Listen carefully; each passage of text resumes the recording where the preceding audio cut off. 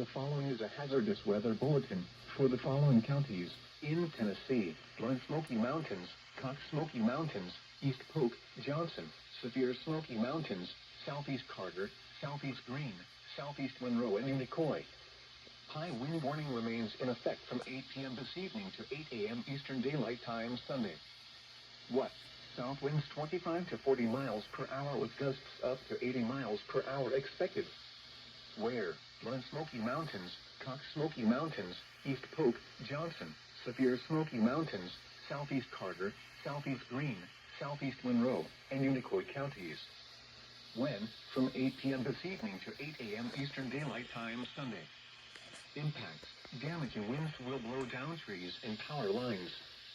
Widespread power outages are expected. Travel will be difficult, especially for high-profile vehicles. Remain in the lower levels of your home during the windstorm and avoid windows. Watch for falling debris and tree limbs.